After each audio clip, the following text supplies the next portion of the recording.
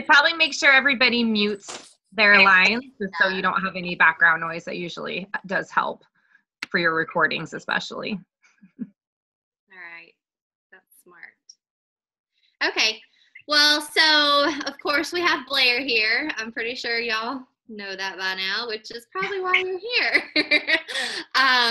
But Blair is freaking amazing. Like until you actually meet her in person, like, and just hug her, because she's a hugger.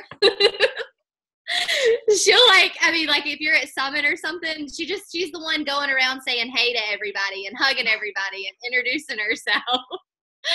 So she's so awesome. But she's a 2-star diamond, 3-star qualifying, and 1-star qualifying in her second business center, with a total of 6 personally sponsored diamonds. She's a Success Club legend, which means she's hit Success Club for 24 months straight. And she's a 6-figure income earner. So this lady knows what she's talking about.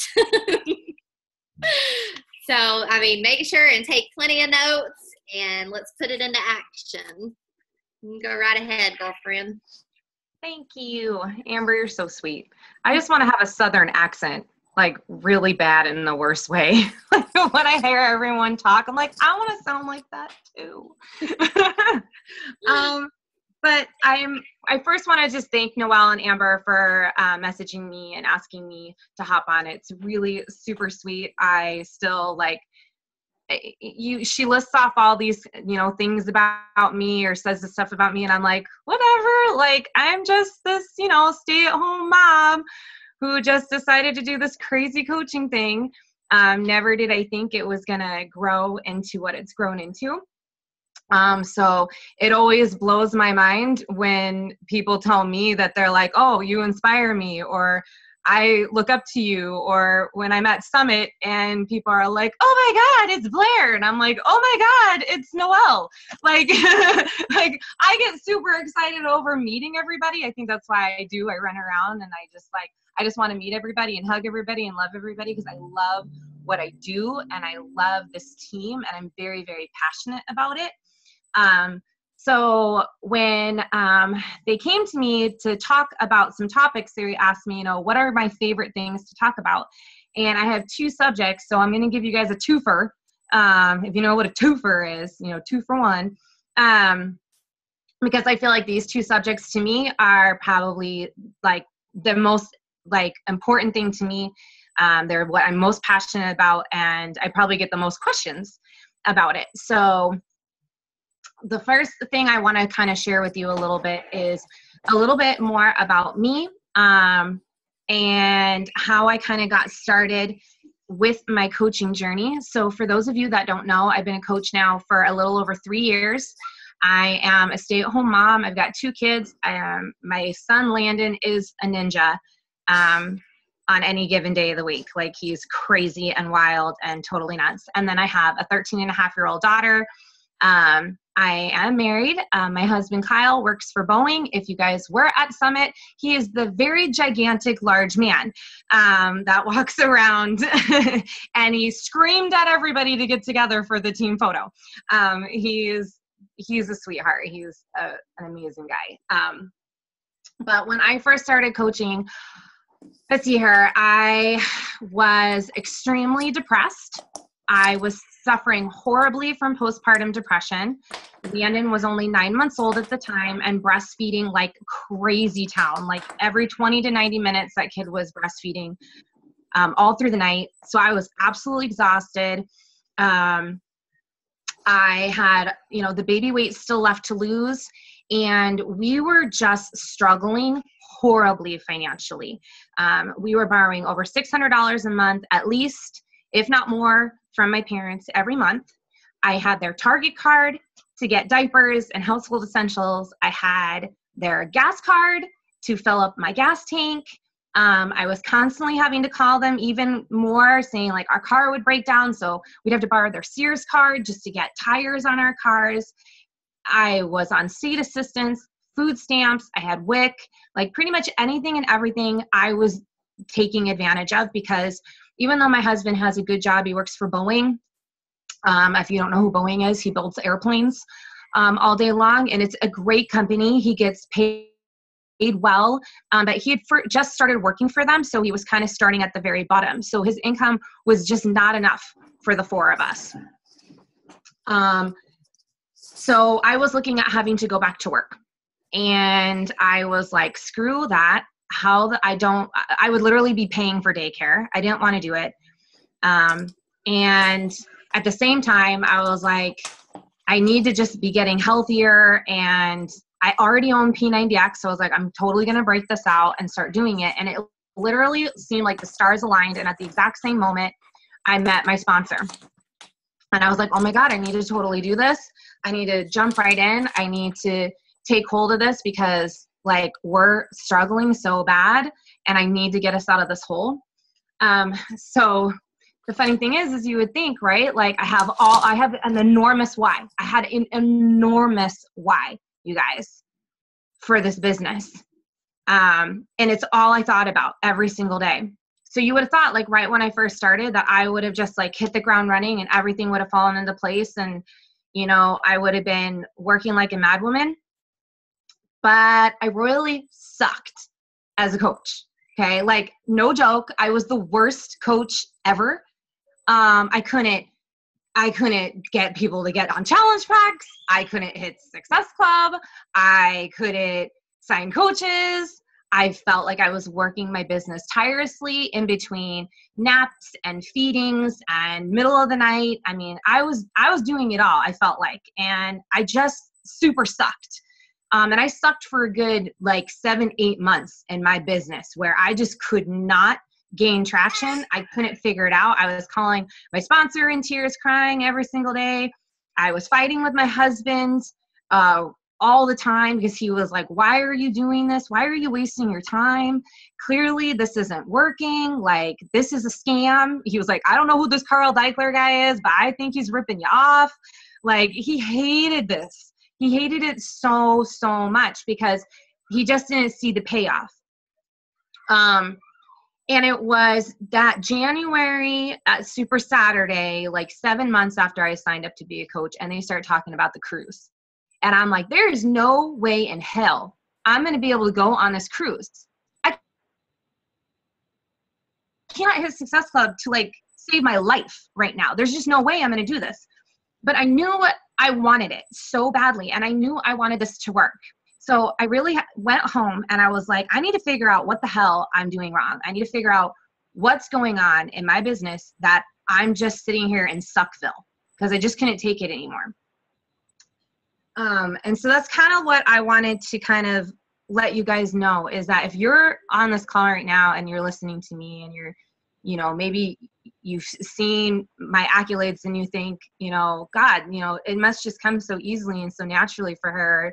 This just must have just like been, you know, she's just like good at doing this. No, I was not good at doing this when I first started. So I tell you that because I want you to know that no matter where you're at in your business, whether you're royally sucking right now or you've been doing good and you've hit a roadblock, that you can get better. Any one of you can develop the skills that it takes to get better and to grow. And that's what I needed to realize in myself, that I was doing my power hour, but I was not actually really believing enough in myself and my abilities as a coach.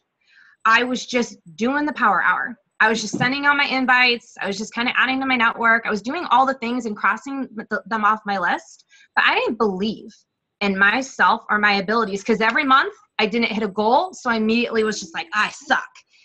My self-talk was so poor. And what, honey? Okay, Melissa, can you let him look at your stars? Well, then I don't know what he's asking for, but can you let him just kind of look at whatever he's asking? Thank you. It's just like, and there it is.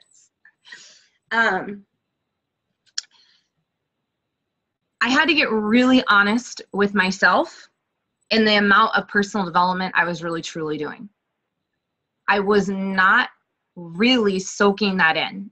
I was not really digging enough into my personal development. I was not believing in myself enough. I was not being my number one cheerleader. I was looking for everyone else to make me feel better about why I sucked, when I needed to make myself feel better. I needed to be the number one person in my business. And when I did that, when I branched away from my sponsor and I really started developing myself and focusing on me and not looking for somebody else to basically baby me through my problems, that's when I started to flourish and grow. So what I want to do is kind of give you guys some tips, some things that you can be implementing right now so that you can be growing the skills that you need to do, okay? So when it comes to growing into the type of leader, the type of coach, the type of person that you want to be, number one, personal development. It probably gets beaten into your head like none other, right? But I'm telling you right now, you need to like make personal development your number one like activity all day, every day. I literally was like, clearly 10 minutes of personal development for me was not enough. And I needed to do more. So I literally woke up every morning. I got audibles. I turned on audibles. I wake up. I immediately turn it on. I am listening to it while I'm going to the bathroom, brushing my teeth, making my bed, making breakfast, going around my house. At any given time where it's kind of like mindless time, I'm soaking in personal development because I have a horrible negative self-talk. And I'm going to give you some favorite audibles. Don't worry, April, of really good personal development books that you can be listening to. Now, that's another thing too. If you start, I know a lot of personal development books are out there, right? That people like, oh, go read this and go read that. And this is amazing. And blah, blah, blah. If you start reading a book or listening to something and within maybe like the first 10, 15 minutes, it's not resonating with you and it's not making you feel like, holy shit, I'm going to go take on the world right now after I'm done listening to this, it's not the personal development for you.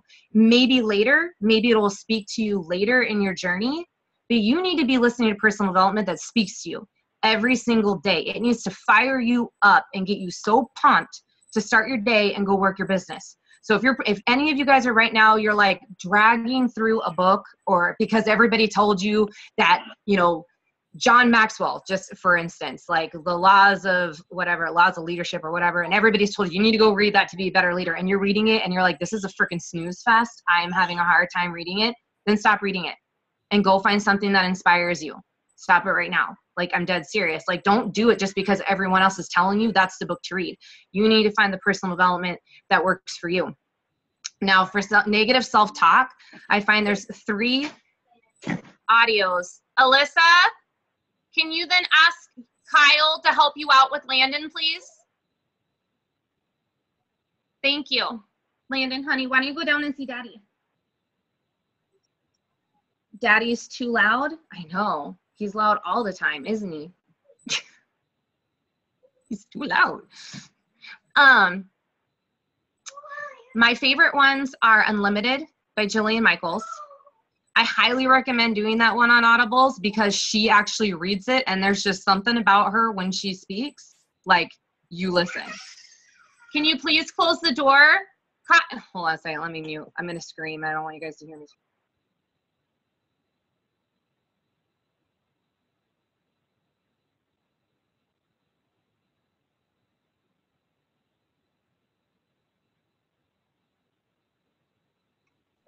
Thank you. Okay. This is life, right? This is what happens. Never fails. See, this is why I want to stay on the call. Don't make me get off, please. So Limited Jillian Michaels, The Power by Rhonda Brines is amazing. And also How to Stay Motivated by Zig Ziglar is really good. I also recommend anything by Tony Robbins. And you can find a lot of his stuff on YouTube. And that's actually how I listen to a lot of Tony Robbins stuff, because sometimes Audibles doesn't always have a very big selection of Tony Robbins, but YouTube has a ton of Tony Robbins stuff. And he is like the man. And one of the only books that I've probably read from front to back is Awaken the Giant Within. that's like, to me, like my Bible of all coach. Like seriously, I give it as my emerald gift to my new coach, to my emerald coaches, because I believe so strongly in that book and Tony Robbins. So you need to find the personal development to you that speaks to you, and then you just got to soak it in like crazy all day, every day. You do realize that they have like speakers you can stick in your shower that like Bluetooth to your phone.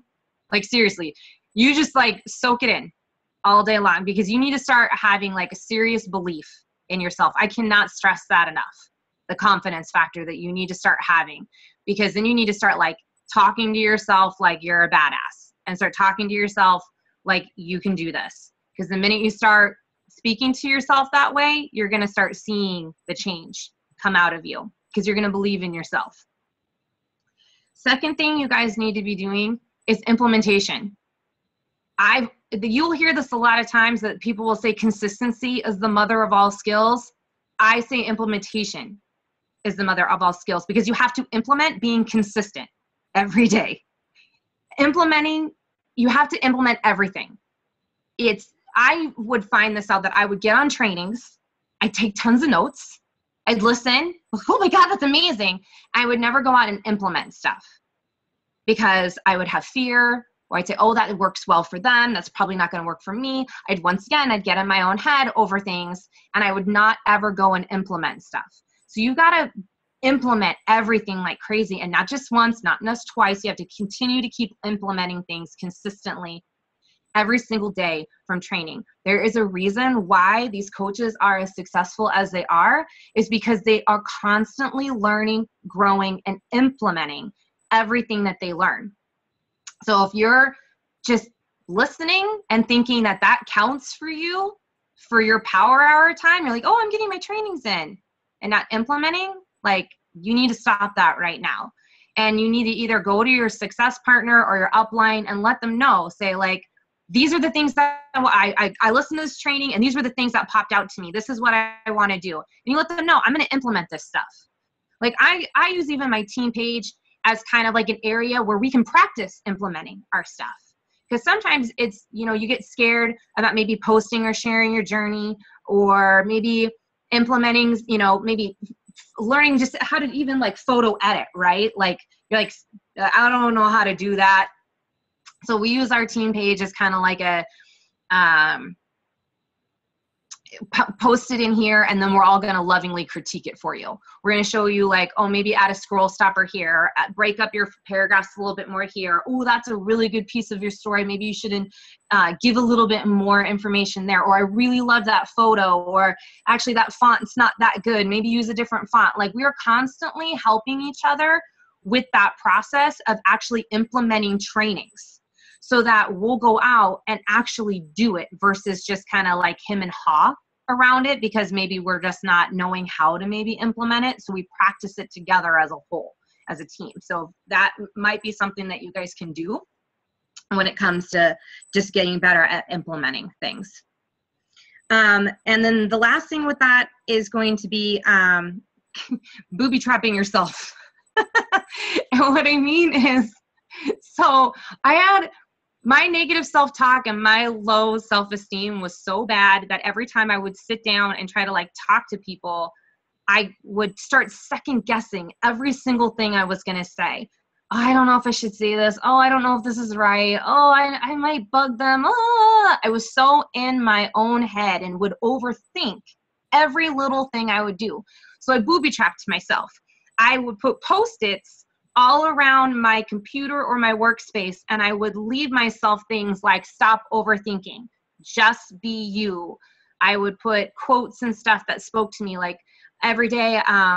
What's my favorite, my quote right now that oh my gosh, my brain's not even working. I mean, I write it literally. I have like my notes here, right, that I'm going to talk to you about, but I do my daily goals, and my daily goals, my affirmations, and then I write at the very top every single day is, I will go out and help others while expecting nothing in return. That was something I heard Mindy Wonder say on a training, and it just spoke to me. So anytime you hear something on training and it speaks to you, or it's like a trigger for you, that it's like your aha moment, write it down and booby trap yourself and put it in somewhere in plain view. So when you're talking to people or you're working on things, your eye is immediately drawn to that, and it reminds you of, you know, why that resonated with you, what you know, the whatever that habit is that you're trying to break. It's right there. It's gonna, and I cannot even think, it's gonna flip the switch. Okay, that's what I'm going with. You guys have to start just recognizing, though, that wherever you want to be, whoever you want to be, whatever kind of leader you want to be, whatever coach you want to be, you need to start being that person now and not waiting for, you know, like the perfect time to come or for it to already happen. And then you think you're just going to be this person that you think you're supposed to be as this leader. You need to start acting and speaking and doing as is now. Even if you don't have a 10-star, you know, rank, and that's where you want to go, you start acting like a 10-star. You start doing the things that they would do. You just need to start being that person, and you will start developing the skills that you need to do what you need to do. Now, here's one of my favorite topics, okay? Recruiting. I love recruiting like no one's business. The majority of my Success Club points in a month all come from recruiting. I average about 8 to 10 new coaches every month. I'm starting to push myself to 20. That's my new goal. Because I hit, what was it? Like I had gotten close to 15 or something like that. And I was like, damn, I just want to make like 20. So I'm constantly setting those goals to better myself on in the areas that, you know, I love. And so recruiting, I know for some is a hurdle. You get nervous, you don't know what to say.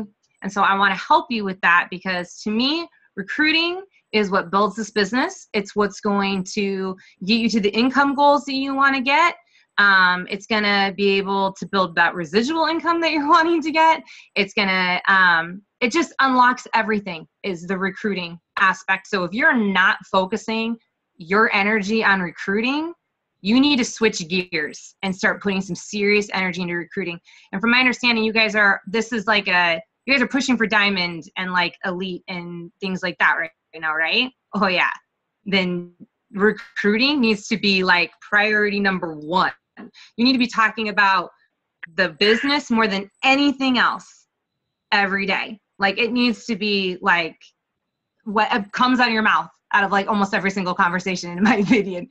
So for you to be better about recruiting, you need to fall in love with coaching. Okay. You need to really fall in love with it. You need to be so excited about it, because that is what gets other people excited, is your own excitement level about coaching. It needs to be your number one passion. Because for me personally, I feel like I'm doing a huge disservice if I do not offer somebody the coaching opportunity. It's very selfish of me to not. And it might be harsh, but I'm going to tell you right now, it's selfish of you to not offer up the coaching opportunity. If that stings a little, I'm sorry, but I'm saying it with love, because I want you guys to grow, and I want you to see that when you hold back coaching and you hold back the ability for someone else to make the decision of whether this is right for them or not, you're basically making the decision for them.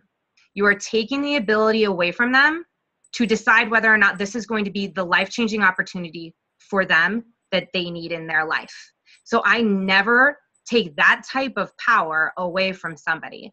So that's why I say I feel it's selfish to not put this business in front of anyone and everyone that I speak with, because it is the full package. Okay. Challenge groups are great. Don't get me wrong. Getting challengers started. I love working with my challengers, but I'm goal oriented in the sense of I want to give people the full life change. That's why I started this, was to help people. And if your goal is to be helping people, that's how you're truly going to change their life and help them, because they're going to get physically fit, but they're also going to get emotionally fit, because we do so much personal development. They're going to be surrounded by way more accountability than in any challenge group, because they're going to have the entire team supporting them and helping them. And then plus you give them the opportunity of financial freedom. So that is a huge deal. And so you should be treating that opportunity like gold. and be recognizing when you have the opportunity to share it with somebody. So some things that you can do to help you guys become better recruiters. Number one, okay, I'm going to have, what do I have here? Five tips for you, okay?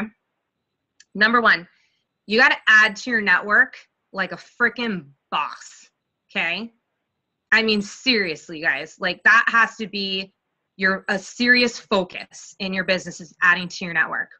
In the last year, me and my team, and I know someone had asked me this question. Sorry, I can't remember who it was, right before we started recording, was about my free groups and what April, it was you? Okay, about our free groups. I can tell you right now, if you are not running free groups that are outside of Eat Clean challenges, you are missing out on a huge opportunity to grow your network very quickly. It was probably a little over a year ago. We were doing, it was like a Dash to Diamond training or something like that. It was some 6-week training. And me and my other coach, Charity, had heard Tara Carr talk about the Financially Fit group by Dave Ramsey. And it really struck a chord with us. We're like, wow, this is awesome, right? Charity grabbed it by the horns and she's like, I'm going to order the book. I want to read the book. I want to implement this. And I was like, cool. See what I mean here? Implement, right? She saw something. I saw something. We're like, let's implement this. Because if it's good enough for freaking Tara Carr, okay, then it's good enough for us. So she got the book. She started reading it. I think it was about a month later, we were like, all right, cool. We got basically the understanding of this free group. We're going to run with this. That first month that we ran that free group, Charity added, I think she added something crazy like 500 new people to her network. I added somewhere between 300 to 400 people to my network. I run a free now because of that. I run a free group every single month. And I average on any one of the groups that I do, because we've developed other ones, and I'll give you a list of some. I average usually anywhere between, sometimes it's only like 80 new people, and that's in a matter of like 2 days. Usually I'll add like maybe 80 of upwards to about 400 people, depending on the month, depending on the group, depending where I've promoted it for within groups. But since I started doing that, I can tell you right now that probably a good 90 to 95% of my challengers and coaches all come from people that were added in from them. If I scroll back to the beginning conversation, it was because I added them to a financially fit group or an organization group or a do-it-yourself group or whatever the ones do we have going right now. We have a Love Dare challenge right now going. I have really hit this hard within my own team. A lot of my team now has become really strong, heavy recruiters. And that's where a lot of their Success Club points are coming from. And you ask any single one of them, they're all going to tell you the same thing. It's because they strongly believe in running free groups every single month that are separate from fitness or Eat Cleans, and they're adding to their network like crazy. So this is strong. I'm really, really passionate about this. I could talk about free groups like all day long because I believe in them so much. So with my team, what we love to do is brainstorm out more ideas on free groups. Basically what you guys want to do is you want to find free groups of things that maybe you love or something that you're passionate about and that you could turn around and teach someone else how to do. I mean, we started off with like Financially Fit because it was already kind of something that a lot of people, you know, they need help with. And now is a great time to run these groups because people are prepping for Christmas. That was kind of something that we led with, like, hey, you know, Christmas is coming up. It's always one of those things where you got to try to save money on top of paying your own bills. So we're going to start this Financially Fit group. It's, you know, by Dave Ramsey, and people jumped all over that because they wanted extra money to save for Christmas. So things like that. Then it kind of expanded. We have an organization challenge, organize your home. That one was one that Charity found online. This guy, his name is, what the heck is his name now? I can't remember his name. He was like on Oprah or something and like clean sweep. And he already has all the YouTube videos already done. Like they're already all done. You don't have to do anything with that one. That one's probably my favorite because everything's already pre-done on YouTube by this guy. And he's got like 2 months worth of organization. So that one's like the easiest group to run, and it helps you organize your house. But then we started thinking of other things. Like I have a coach on my team who's like a do-it-yourselfer. So she's teaching people how to make soap and, hand soap and detergent and stuff like that. The Love Dare Challenge is a new one that I just started. It's all about secretly doing things for your spouse every single day. And so that group, we probably got like 1,500 people, I think, in that group from my team. It's pretty nuts. It's absolutely nuts in that group, and it's amazing too. Now, the benefits to these groups is, one, what you can do is this is how you can go into your closed groups that maybe you're a part of. Maybe you're a military spouse, maybe you're just in mommy groups, maybe you're in breastfeeding groups, maybe you're in, like me, I have pelvic congestion syndrome, so I'm in part of chronic pain condition groups and my PCS group, whatever private groups you're a part of. This is where you can promote for these groups because you already have something in common with this. I don't know. I listen to random shit on YouTube. I need to get into way more. I suggest sitting down and writing out a list of the things that you love. You would be amazed what you can find with closed groups. Like there's a ton of them. You want to do the Love Dare? I'm telling you right now, the Love Dare is pretty amazing. So you go into your closed groups. Certain groups I highly recommend that you ask the admin before you just go and post in there, because some admins are a little bit more like, touchy about their groups. Other ones are not so bad. Like I'm a part of a message board for my hometown in Monroe. It's basically just supports local businesses. So I can go in there and post all I want to my little heart's content, and they've never said a thing to me. And I actually get a lot of people from that group. Also, I have local shop and swaps I'm a part of. I don't know if you guys have those in your areas. They're almost kind of like Craigslist on Facebook, where, people are just on there like, selling baby clothes and, household items and stuff like that. And I'll just go in there and be like, hey, I'm offering up this free group. It's help organize your house. Thought maybe I'd offer it up to other, people that want to join me, who would like to join me. We have the docs, I know, with like the script and stuff. It's all saved in Joelle's team page. You guys just go in there in the docs, and it'll literally, we've already created everything you guys could possibly need to run the group. So that's all there for you. But then what you want to do though, is you want to make sure that you are privately messaging every single one of those people that you add. Yes, if you add 400 people, guess what? That's a lot of freaking private messaging. So usually I do these mid-month, because this is my strategy on this. So the first 2 weeks are totally centered on me hitting my goals in Success Club. So I know I'm already locked down. I already have my points. Everything's good to go.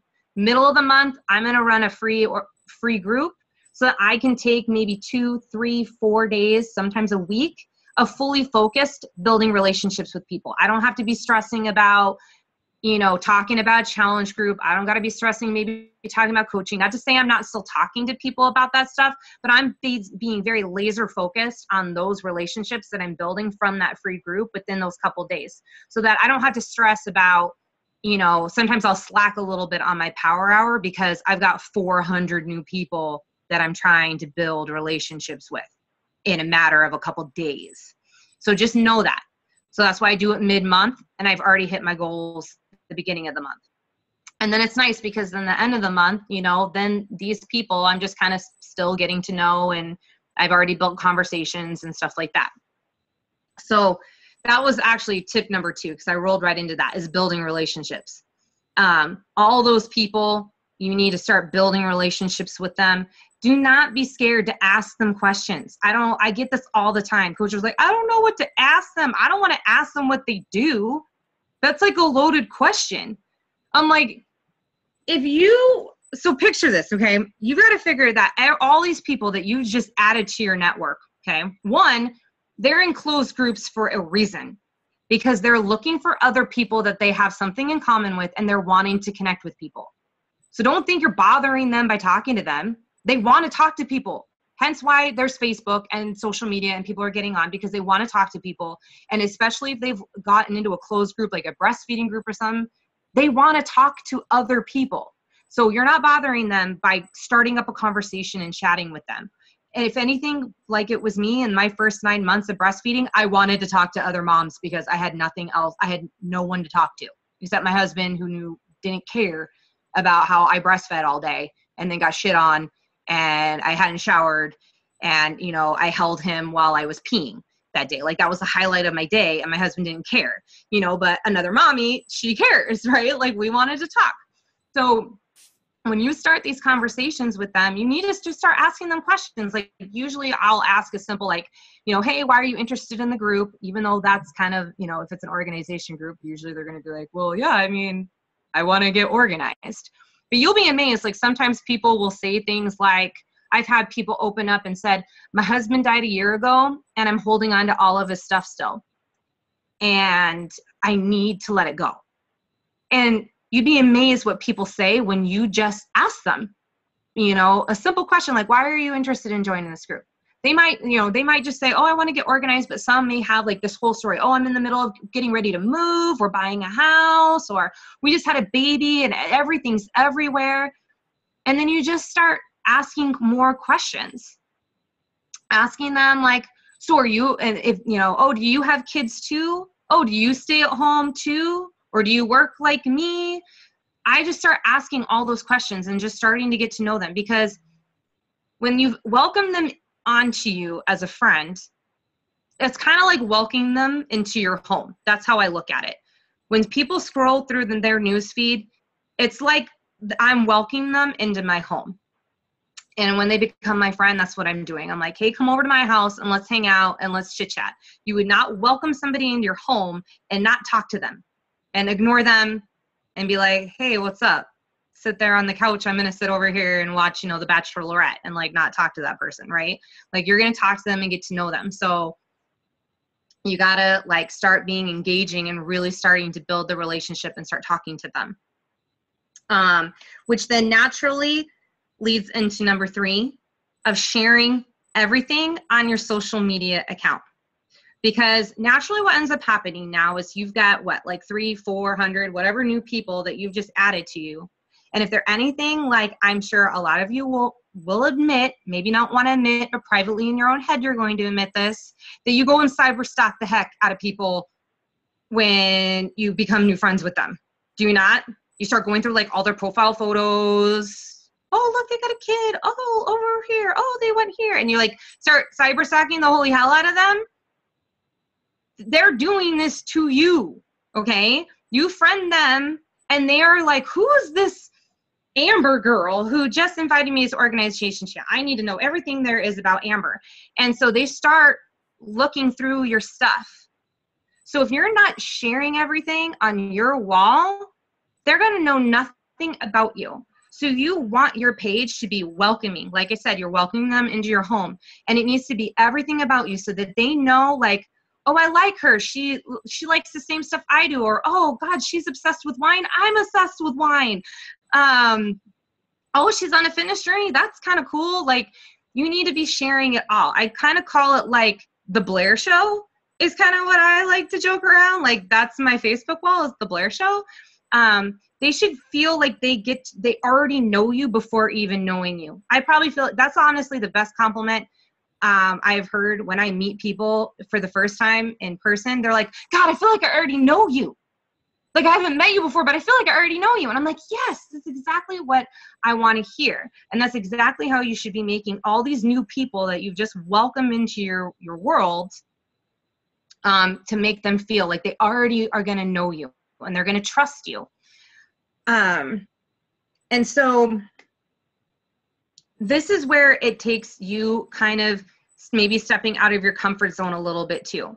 If you're not openly sharing your journey, you need to start breadcrumbing your journey. You need to start taking more leaps into being more vulnerable in your posts. I joke around with my team, and they know this now, that I tell them, if it feels like you're going to poop your pants, like if you're going to post it, it's probably an amazing post and you should go post it. Because anything that scares you a little bit and gives you that feeling like, oh my God, like I'm going to throw up, I think I'm going to poop my pants, like I'm going to freak out, I'm hyperventilating, that's a really good post. You need to share that. Like, that's how it should feel. If you're not feeling that way, it's not vulnerable enough. It's just not vulnerable enough. And in my team, we hashtag it out, poop my pants. I've been now coined this in our Diamond Leader group, like, oh, Blair, I pooped my pants today. I'm like, good for you, dude. Like, because I strongly believe in this. If it is not freaking you out, it's just not vulnerable enough. And you want people to connect with you. So you need to start opening up and really sharing bits and pieces of yourself that it's a little scary, but I'm telling you right now, when you do that, all these new people that you're then welcoming in every single month, they're going to connect that much faster to you because one, you've given value to them. Okay. In a private setting, you maybe have them in a financially fit group, organization group, whatever the group is, you're adding value to them in this fashion. Then you've taken time to really build relationships and ask them questions. And then you're over here on your public wall being vulnerable, honest, open. It's like a trifecta of trust that you've just cemented with these people when you're doing it in this fashion. Because then when they feel like they need to lean on someone, or maybe what happens now a lot of times is these people will automatically just come to me and be like, hey, I noticed that you're on a fitness journey. Or like I have this new girl, she's in my Love Dare right now. She was like, I'm just obsessed with learning about what the hell you do as a coach. Like, I'm sorry if I'm being nosy, but I just see all this stuff on here. And then like this whole Love Dare thing that you're doing, like, that's just amazing. And you're just like sharing all this value and you're just so amazing. Like, what the hell? Like, they're going to naturally, a lot of times they're just going to verbally like vomit all over you. And you're not even going to have to say anything. You're going to be like, oh yeah, well, let me tell you about coaching, or, oh yeah, let me tell you about a challenge group, because you've built that trust with them that they feel like you're a real enough person that they can come to you and ask that kind of stuff. You've basically made them feel like you're just like, that homey feeling you get when you walk into somebody's house and like smells good, like cookies or like fresh laundry, and they've got like the most like ridiculously soft couch, and they just like paint, and you're just like, damn, I love it here. Like, I just want to like move in and like live with this person. Like, that's how you want it to seem to people. And it's right from the get-go. So that's why it's like, if you lay it out in this fashion, it's just like, you're just going to like warm them up, and like on Christmas Day, and they're going to be like, oh God, I love this girl. So that leads into number 4. Along with sharing everything is now where you're going to need to be sharing about coaching. Okay. A lot of times coaches, and I see this all the time, they think that when they share, I was on a Zoom chat with my team, woo, like that's sharing coaching. I'm not saying that that's not great stuff to share, because that does share like team culture, shows that you're having fun. But if you're not sharing how coaching is directly positively impacting you and your family on a daily basis, you're missing the bigger picture. You need to get vulnerable with how coaching is helping you. It does not have to be this big income. It does not have to be like huge rank advancements. You need to start looking at it from, like, when I develop my posts, I think about who I was when I first started, what I would have wanted to hear. Because when I first started, all I was thinking was, God, I just don't want to have to borrow $600 every month. Like, that would be awesome. Or I would just rather not have to like borrow the gas card anymore and just put gas in my card. Like, that was my goal. Okay. My goal was not a 6-figure income. When I heard that shit, I was like, there's no way in hell I'm ever going to hit that. Like, that did not compute to me. It didn't even seem real. So you guys are at a great advantage, especially if you're in the process of still building your business and starting to get to those bigger levels of income, because you can share something that's so much more relatable to people that their minds are not being able to wrap around a 6-figure income. Like, I sometimes say like, that's a hard point sometimes now for me in my business, is when somebody's like, how the hell are you no, you don't. Like, you don't earn that much money. You're lying, right? They don't, because they can't connect it. They just can't see it. So you've got to start creating the mini connections to like the things that are small, the things that seem doable to somebody who's maybe sitting there contemplating coaching. You got to show the little things that you can do, whether that's just filling up your tank with gas. Maybe it's just paying for your daycare. Maybe it was being able to, like, one of my things, and it was probably one of the most amazing moments, was we were able to pay for Landon's birthday presents on our own. I didn't have to call my mom and ask her for money to pay for Landon's own birthday presents. Like, I got to buy that. It's like little things like that, those types of connections. One time we rolled into the Shell station of a Shell station that I went to every single, week to fill up my car with my mom's gas card. And me and Kyle, we drove up to the pump, and I sat there and I looked at him and I was like, holy crap, dude, we haven't been back to this gas station since before we had my mother's gas card, because we didn't have to go to that one anymore. We could go to any gas station we wanted to, right? We didn't have to go to that one only Shell in town. We could go to any one we wanted. It was just like little things like that, just that little bit of an epiphany of, holy crap, I don't have to go to the Shell station. I'm choosing to go there. So little things like that maybe happen in your day. You need to start sharing it and talking about it and being very vocal on your Facebook wall about it, so that people can connect to it and it seem real to them. Because when you lead into tip number 5, and that's asking, okay? If you're not sharing coaching and you're not sharing how this is positively affecting you and your family, and it's making these, goals possible for you guys, when you go and then ask somebody, hey, have you ever considered coaching? They're not gonna understand it, because why would they have ever considered it? You have never spoken about it. They may not even know you're a coach.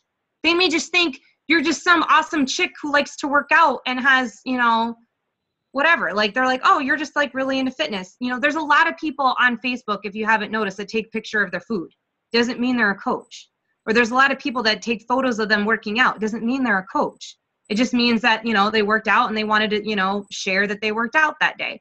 So you've got to be sharing enough so that when you take that next step of inviting, they're already going to know what the hell you're talking about. Or they're going to say, yeah, I've been following you for a little bit and I don't really understand what you do, but I've been seeing it. Or, God, yeah, that sounds amazing. I've been following this for a while. So when I get into conversations with people, and this is now going into more and asking, and the whole, have you ever considered, I am always looking for the opportunity to ask this question.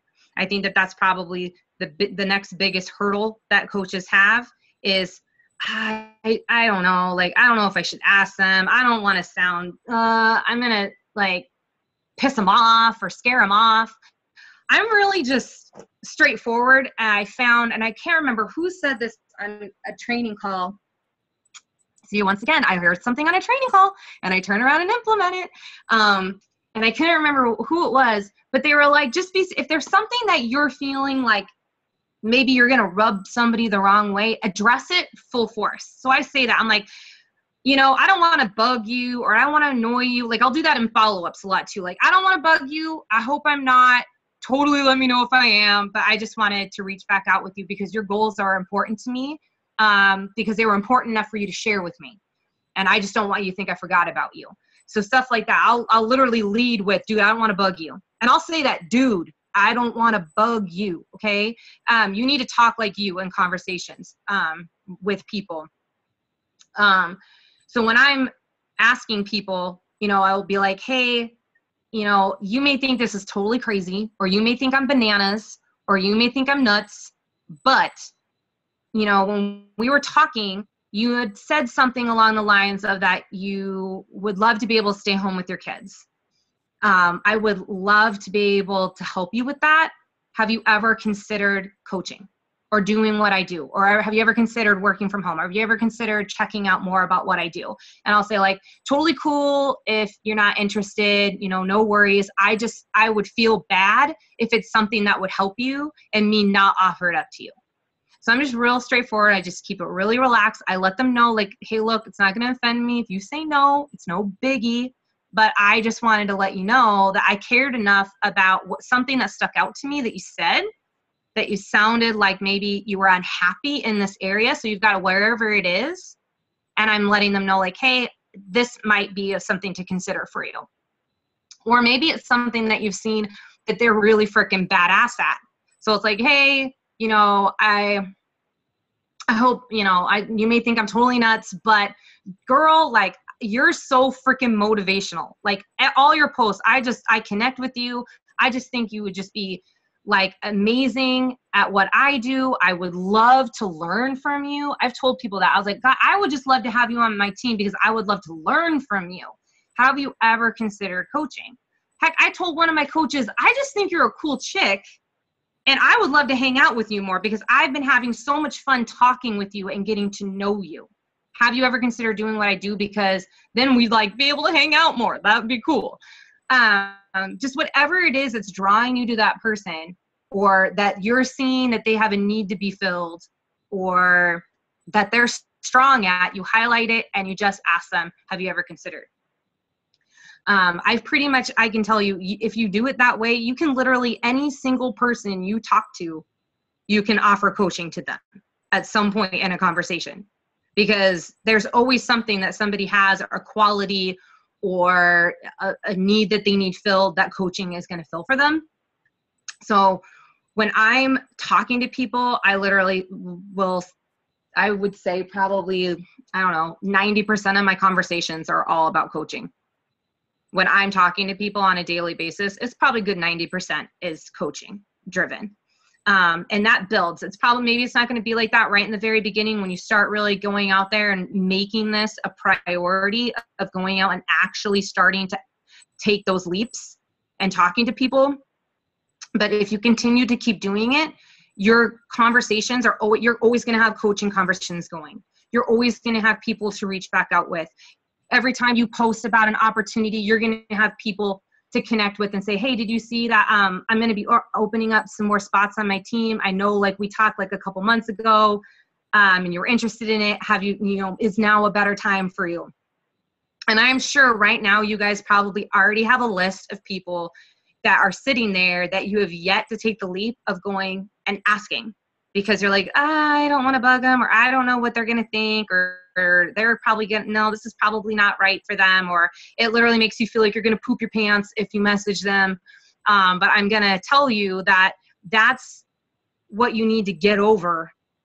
You need to get over yourself a little bit. It's not about you. It's about them, because that's what you're ending up and you're doing in that moment is you're making it about you. It's going to be uncomfortable for you. Like, you're thinking, this is going to be uncomfortable for me. So you need to kind of remove that and give them the power of saying either yes or no to your question. If they say no, fine, whatever. Usually no's are just not right nows. Most people that tell me no, like, okay, Jamie Zotz, if any of you know who Jamie Zotz is, she's one of my diamond coaches. She just went 1-star today. That girl told me no for like a year. Okay. She was like, no. I mean, like, literally I must have asked that girl like 20 times. And she's no. And then when she finally said yes, the little stinker was like, I think I'm just going to be a discount coach. So I threw her under my husband on his strong leg. What does she do? Literally like 2 days later, decides she wants to be a badass and go Emerald and hit Success Club 10 and then just go like totally bazonkers. And I was like, I was like, really? So I was like, I mean, you never know, okay? Even the people that right now are telling you no like 1,000 times and saying like I would never do that, can end up being you're one of your rock star coaches and your best coaches on your team. Because that's Jamie. Jamie was a no for like a year.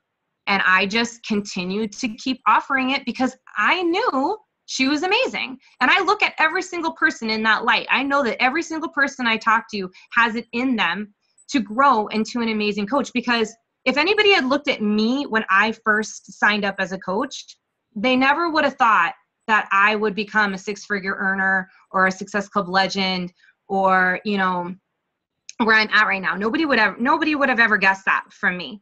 And even my track record when I first started as a coach, because I didn't have the skill set to be where I'm at right now. So every single person you're talking to right now, you should just automatically just know like they can be a badass coach, and believe in them and give them the opportunity to make the decision for themselves. so that they can grow into, you know, the Jamie Zotts and the Charity Hutchinsons on my team. Those are, you know, I look at them, the Jamie Langs, that girl, diamond in 33 days. I was like, what the hell? Like people like that, all because I just, you know, I was not scared to continue to keep asking them and to continue to keep believing in them and knowing that this is something that could change their life. I didn't allow my own fear to block that from them. And now it's like, I look at what they've done and I'm like, man, if I had stopped asking, or I had not gotten over my fear of asking, they wouldn't be where they're at right now. So you have to look at that. You guys could be holding back somebody from like amazing like opportunity for them. I don't know if I don't know how we went a little long. I went just like, whoa, on you. Like I said, I'm very passionate when it comes to this stuff with recruiting. That was so awesome.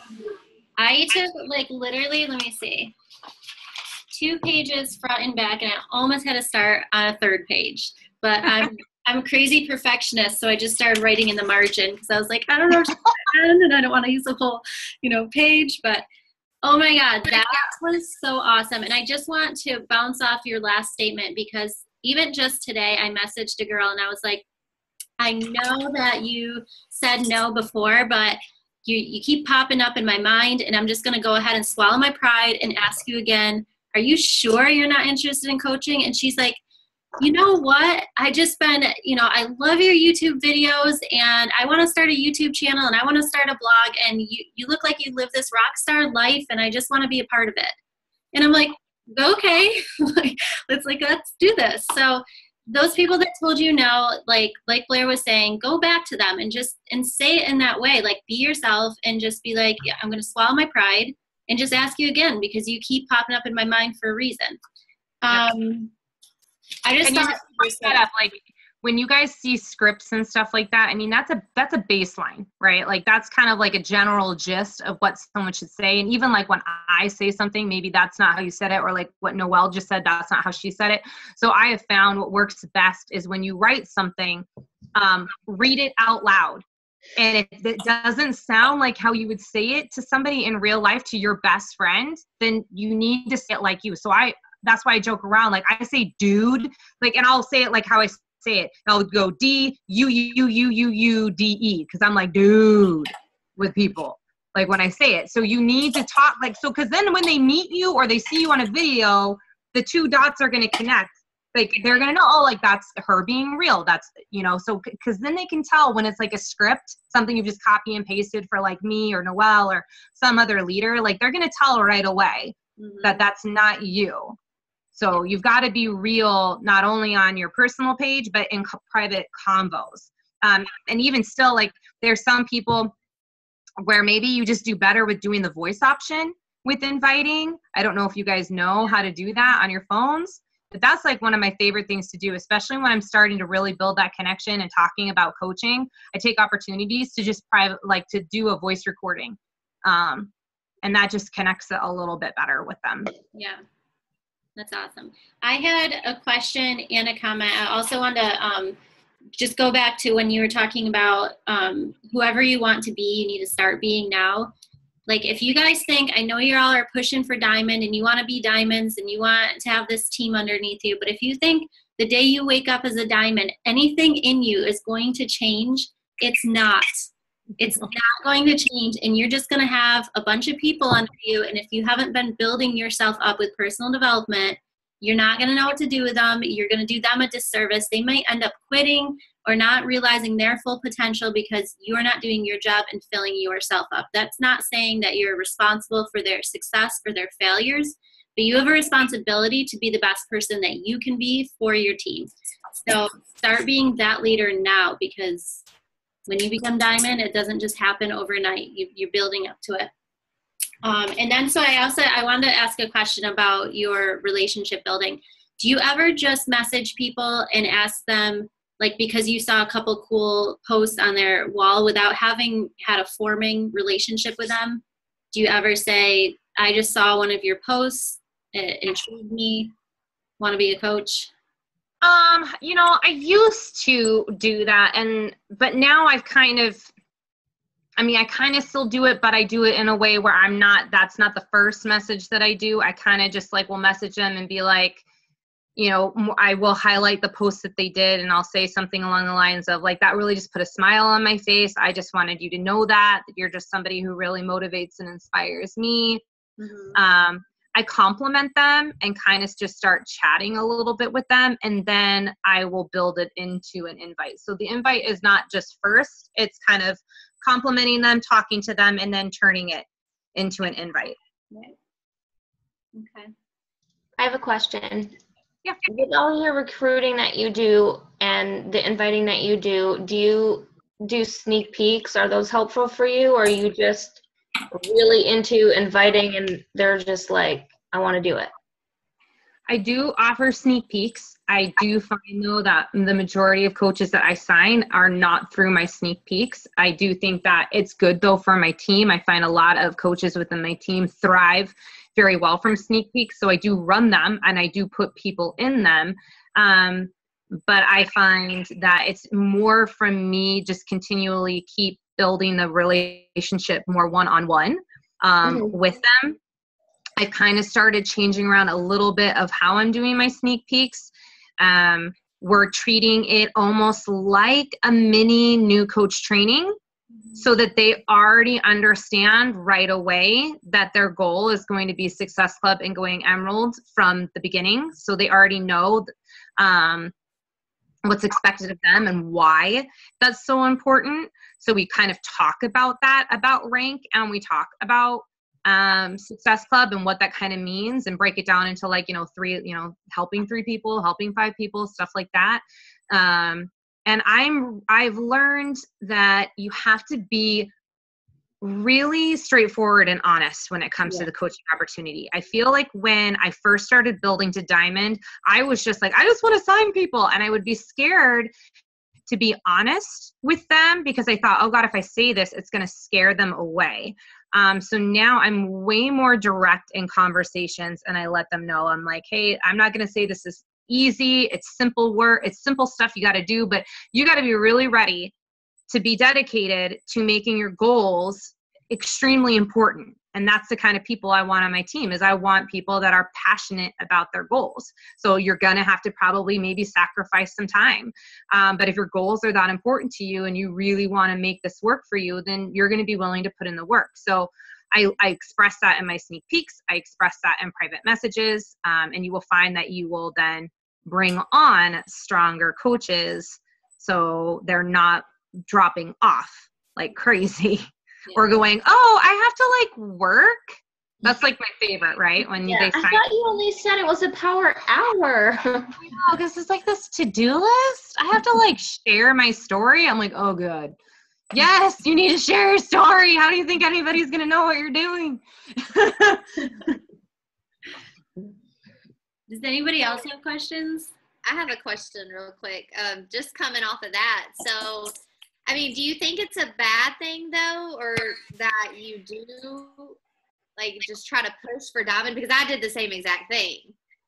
And I just, signed up these coaches, and then pretty much none of them are still with me from going Diamond. So, I mean, is it smart though to actually get those working coaches and get the ones that are, really dedicated to the business? Or, I mean, is it okay to build Diamond off the discount coaches and then work on the really, good coaches?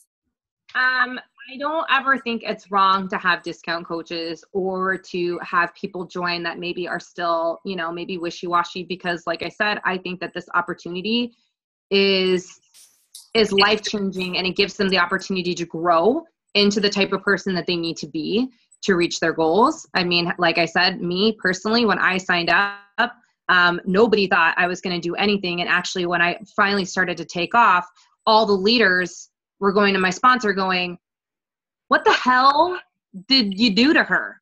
What is going on? And she was like, I don't know. She just started believing everything that we've been telling her. That's really what it was. It took all of a sudden a belief in myself, right, to start doing it. So I don't ever discredit anybody. I'm just more straightforward. So they know from the get-go when they sign up that this is what is expected. I think it then sets more coaches up straight for success because they already know what's expected. But you're still going to have people that are going to drop off. You're still going to have people who get wishy-washy. And the reality is, you guys, building to diamond, those original coaches that get you to diamond, more than likely when you're 3 years, 5 years, 7 years down the line, they are not going to probably still be around. You might have one or two still around from your original diamond. And even Melanie Mitro did a video about this, about talking about that. That's just the reality of it.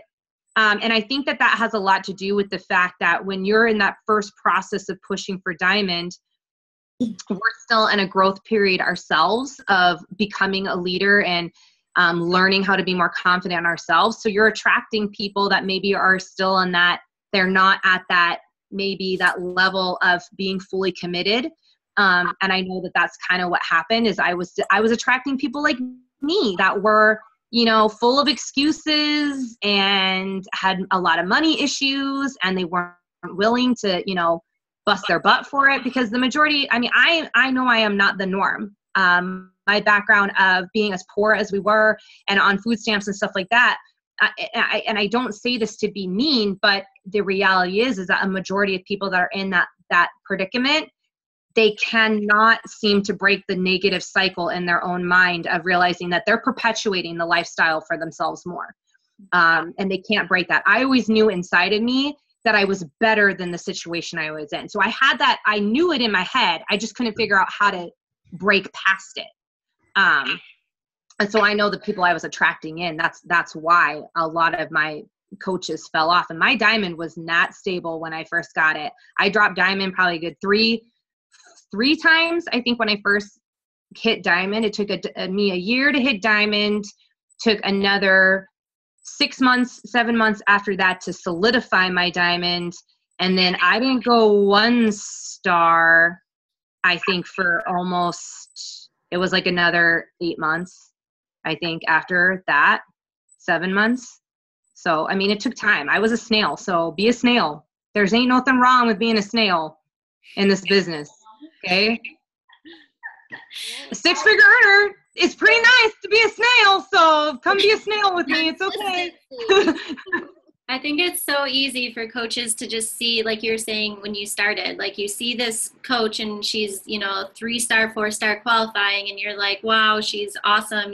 This is happening overnight for her. And no, she's been pushing for this for 2 years or, better. So 3 years.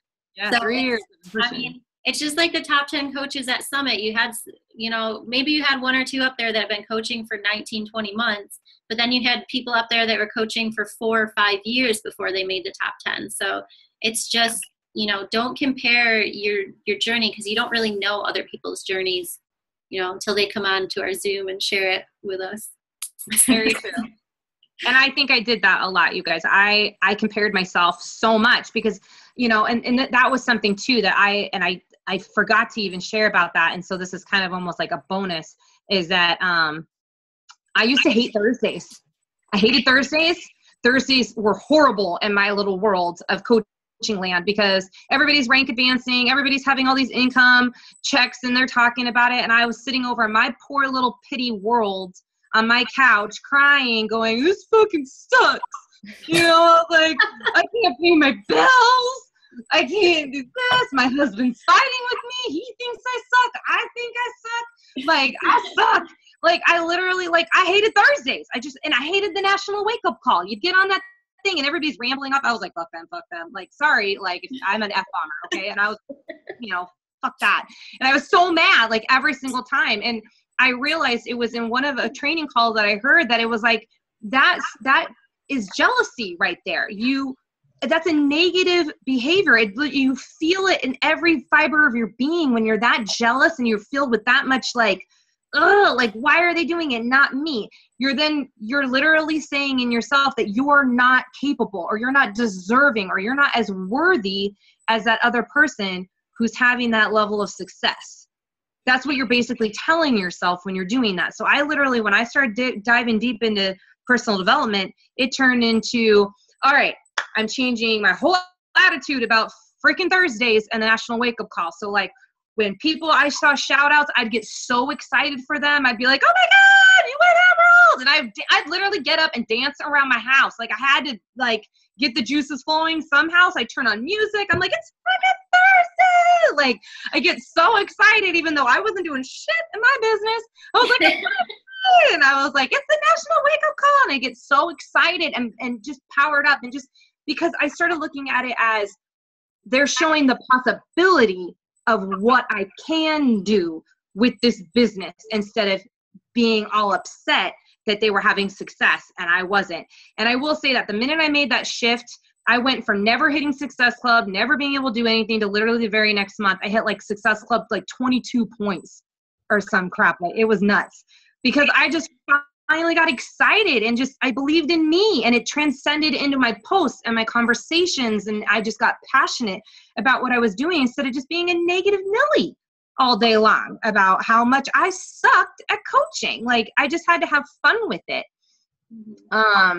Yeah, you just need to find ways to just start getting excited about other people's success instead of comparing yourself to it and thinking like they're better than you in some way. Because I guarantee you, they're not better than you in any way. They're not.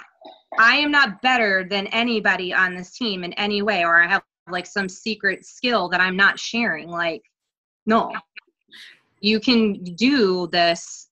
You just have to believe that you can do it. Yeah. Awesome. Go shake your booties and get excited. I really like, I won't lie, I creep your Facebook. I like when you dance when your team, when they rank advance, it makes me laugh. I'm like, can I just jump out and go dance with you? So who is your sponsor coach? Vicki Roberts. Okay, so obviously Vicki is very successful. Do you feel as if because she's had obviously she has a successful weight loss story. So do you feel as if because she was so successful that you had to branch out and kind of do your own thing to figure out who you were? I think that every single coach should do that. Every single one of you should do that. And I strongly believe, and I'm talking to Joelle about this actually, about we really want to create or do a call based specifically on this topic, because I strongly believe in this, is that in order for you to grow and build into the type of leader that you need to be for your team, you need to branch off from your sponsor. You need to do it. I envision it almost as like your sponsor is like a tree. They've already firmly rooted in their ground. They're building their roots. They're growing. And if you're staying right next to your coach and that tree, you cannot grow. You're not going to get, you're not going to get enough sunlight. You're not going to get enough nutrients. You can't build a base below you because your coach is building themselves. You have to branch off and start developing you. I'm not saying you cannot go to other leaders and get advice and get support and learn from them, but I really did. I branched away and I found myself, because what you sometimes end up doing is you're always looking at them going, well, should I do this? Well, is this okay? What do you think of this? Look. Okay. It's not about me personally, because I have branched off from my sponsor coach I have since the beginning. But I'm noticing that with my downline. Like they're always texting me, oh, is this post okay? I'm like, well, is that you? Would you post that? Or they say like, oh, I've been following this person. I'm like, well, is that you? So I guess like, I feel as if that's important to find who you are in this business, not just who the coaches are, or to, like you said, you sit there and you can compare yourself, especially when you're a brand new coach and you sit there and you're like, well, they're rank advancing and I've been a coach for 10 months and I haven't even sold one thing or helped one person. So I'm trying to figure out how to, I guess, implement that with my team.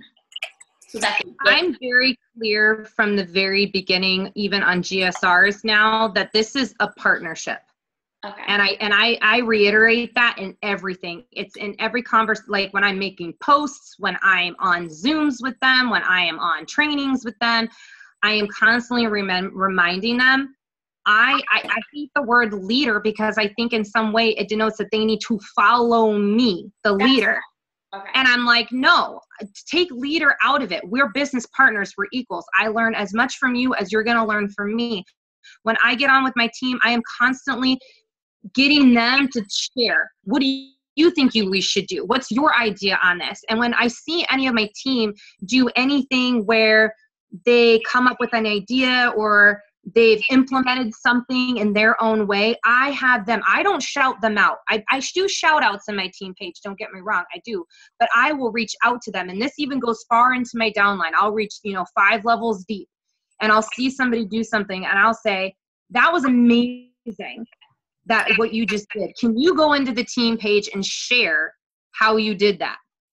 Because you're going to do 2 things when you do this. One, you do a couple of things there, but you're going to, one, feed their, confidence in their self and their ability, that they're going to feel really special, that you recognize them for something that they did, and that you're asking them to teach you and to teach the team. And then you're putting them in their own leadership role. Because, and that too, you're helping them then define how would they teach somebody else? Because that's really what we have to learn as coaches, right? Is that we figure out how to do things on our own. Like I can hit Success Club. Nope, I know that. I'm like, I know I can hit Success Club 10. I know I can sign coaches. I know I can do that. But how do I transcend that down into my team and get them to learn it? So when you see one of your coaches doing anything, doesn't matter what it is, you have them go teach the rest of the team. And then it forces them to have to think about, well, how did I hit that? Or how did I do that? So then they've got to learn how to then turn around and teach the rest of the team. And the more you do that, it starts feeding itself. Huh? And I feel like that'll build them up to feel as if they're valuable.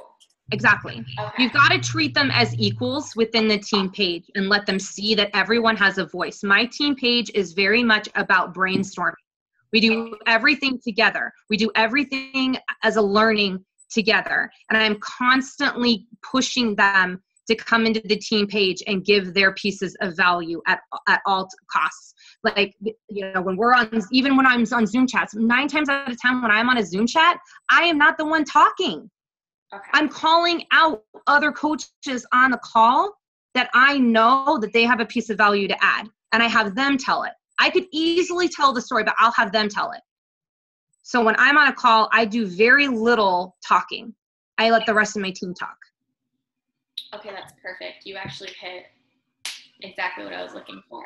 Because I definitely think that's the thing with my team, is they just look for me to tell them exactly what they should be doing all the time.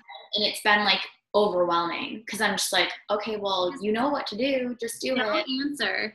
I am so good at, and sorry guys if you messaged me and I don't write back to you, but I'm so good at just ignoring the message for a little while, because so many times I'll get a coach that messages me and then 20 minutes later they're like, oh, never mind, I figured it out. And I'm just that's exactly why I wait a little while. And plus I have business hours, so I don't like to check my messages when it's not business hours.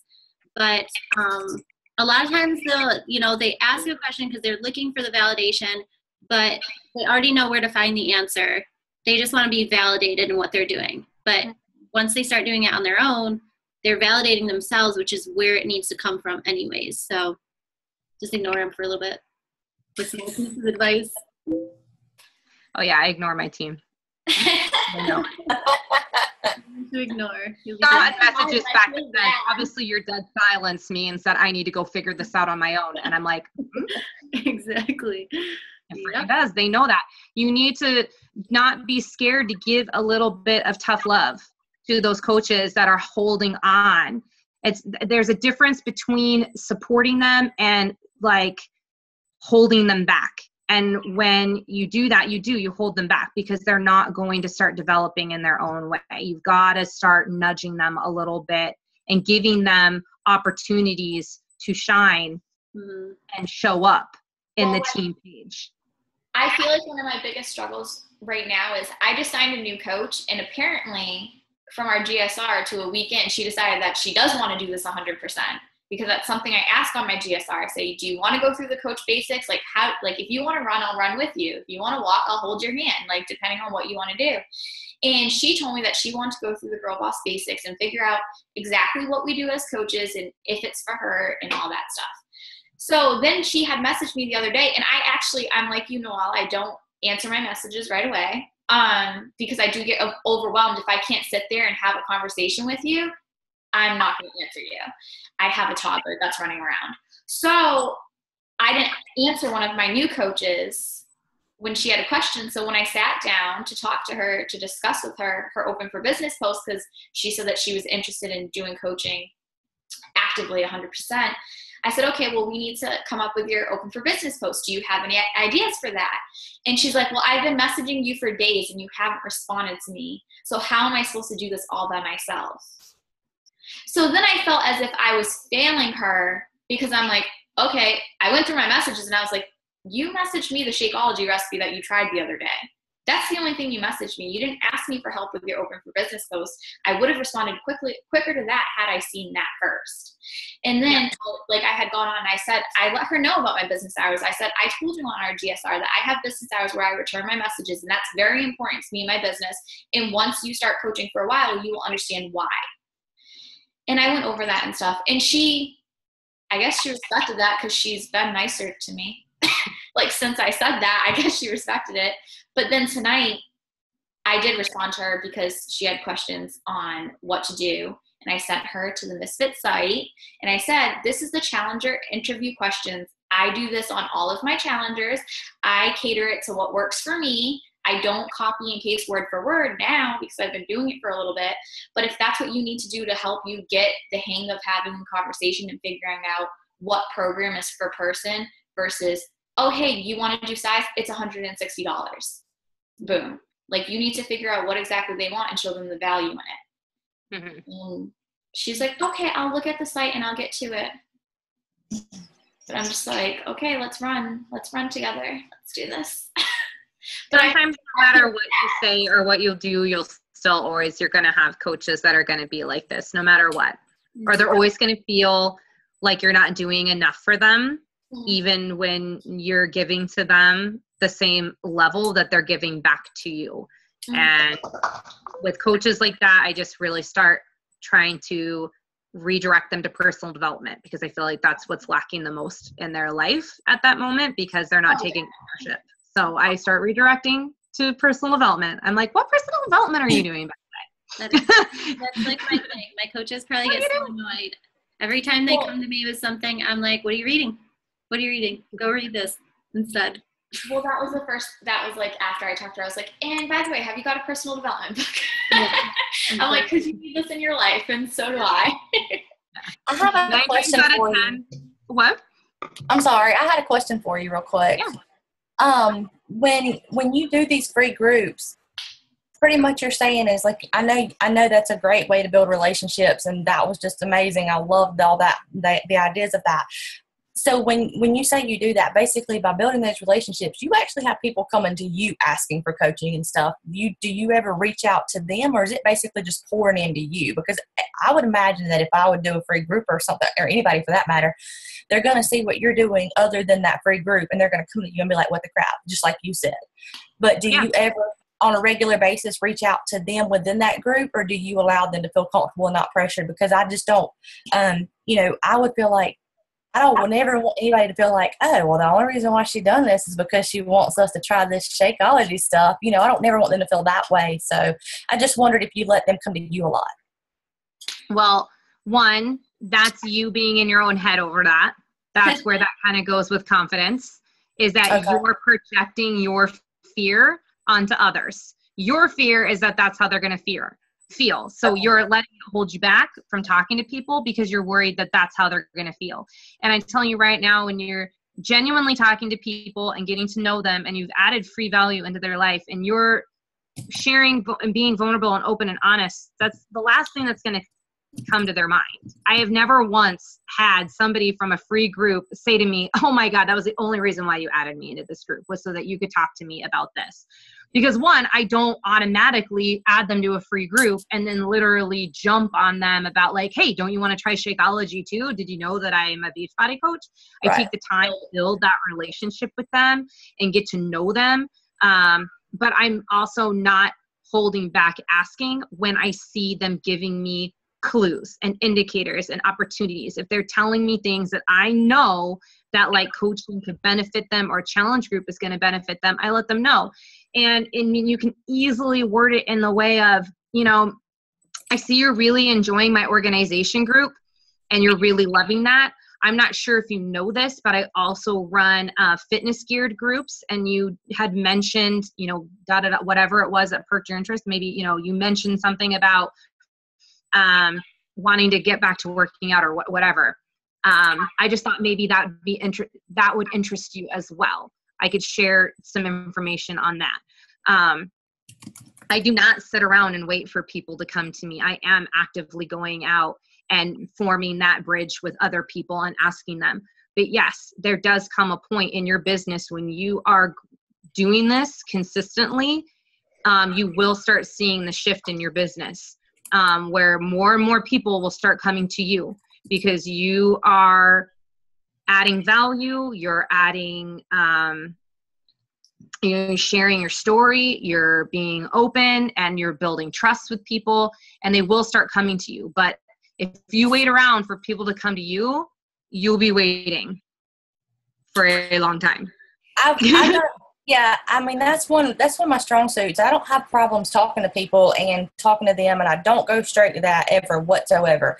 I can honestly tell you that I can count on five fingers, honestly, about who I have brought it up to versus who has brought it up to me. Like, it's almost automatically. I don't understand it. That's why I was asking you, because even though I reach out to a lot of people, the first thing that comes, like, some of the scripts you were talking about, I don't do that. I actually find something that I want to ask them and start my conversations that way, and then bring in my business or the coaching idea. So that's why I was asking, because so far I've just been lucky. I mean, I've only been doing this for 2 months, but I have been lucky that most people actually come to me and come out in the conversation and ask me about it. I don't provoke it as much. Does that make sense? No, that makes sense. And that probably means then that you're doing a very good job of sharing your journey very well, that people are connecting with it. And then that's why they're coming to you. I think that's when you do start seeing the shift, is that you're just becoming very good at sharing what's going on. So that is a kudos to you, that's exactly what you're doing something right. But with that being said, you still want to make sure that you're actively going out and asking, because for every person that comes to you and asks about it, there's probably double the amount of people that are sitting there wanting to ask, but they're just too nervous to say anything. Right. They're sitting there watching, you're like, oh, I really want to know. And they're letting themselves get in the way. Okay. They're projecting their own fears out there. And so they're not coming to you. Okay. Awesome. So when you say that you're adding like these hundreds of people, so you're just advertising in your groups, like you're talking to those people, like you said, and you're just advertising, and then you're adding them to events, and then you're adding them to the group. So with your team, I can screen share, right? Oh, can I do that? I can screen share on my end. Yeah. How about this? I will show you what I mean. How about that? Okay. Will that make it even better for you guys? Perfect. Let me do this. With your team though, right? What now? You invite them to join you to do this, and then they invite people, correct? No, I invite. So here, I'm going to show you an example. So I'm going to go into one of my, here, hold on, let me get to it, and then I will, let's see here.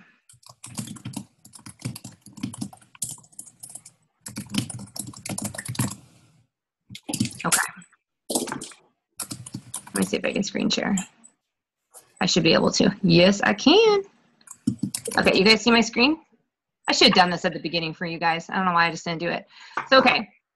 So here's one that I did July 12th. This is I'm from Monroe.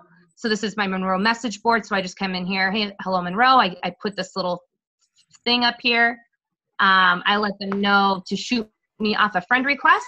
I let everybody know to shoot me a friend request, because if I have to sit there and friend request a whole bunch of freaking people, it's going to take forever. 88 comments on here, right? All these people interested, please add me, interested, please add me, a ton of them. And that's basically what I'll do. It takes a lot of time. I'm going to be real. This takes time to go through and organize this all. When you've got this many people messaging you, you've got this many friend requests coming through. I mean, I have a system now that helps me stay better organized when I've got this many people messaging me, but it's like, so that's like one group. So I did that in July. Let's see here. There's another one. This one is one of my favorite groups. That was my do-it-yourself group that we did. That wasn't nearly as many, but I mean, it was still.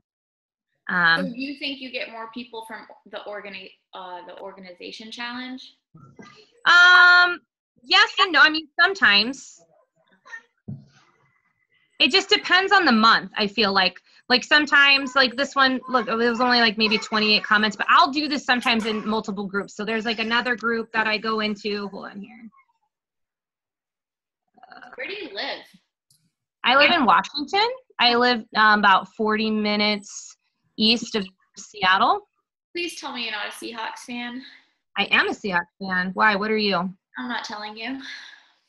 Oh, God. I mean, you're like a Steelers fan or something. No, Patriots. Oh, well, there it is. We won't go there. And so you said recommend starting this at the beginning of at the middle part of the month? Yeah, I do this at the middle part of the month so that I know that I've already hit my goals, because I focus on hitting my goals the first 2 weeks of the month. And then and so here's the other thing too. When I promote for this, I will do literally probably like on a Friday or a Saturday. And then I start that group on that Monday. And I make the group secret, so they have to friend request me to get added. A lot of times people will just be like, well, can't you just post the link? And I'm like, no, the group's secret. I keep it private that way because I'll say something like with organization, I'm like, some people don't want to know. They don't want their friends knowing that they're going into an organization group. They don't want people knowing that their house is that messy. And so I'm trying to keep it private for them. Or like financially fit groups. Nobody wants people to know that maybe they're in debt, stuff like that. Or like the Love Dare Challenge. Like I just let them know that it's due to keep it private for the people that don't want other people to know they are a part of the group, and just to respect that. You will sometimes have people that accept your friend request and then they'll end up deleting you. It does happen. So don't freak out if you see your numbers go down by like a couple people. It's okay. It's bound to happen when you add like, upwards of 200 to 300 people, even when you add like 80 people in a setting. Mm-hmm. But yeah, I mean, this is basically what I'll do. And I do this every single month. There's another one. So how do you deal with following your schedule? I know you said that you wouldn't be technically doing your power hour as much because you've already hit Success Club. You already hit your goals. But how do you follow your schedule and talk to that many people and actually build relationships with them and get this group going? Right. The groups are the nicest thing is that they're pretty easy. They're pretty, like I said, they're like pretty much run themselves. Especially the organization challenge. That group really does run itself because the video is already pre-done. I can show you guys. Well, no, I'm not going to. I'm just going to focus on this.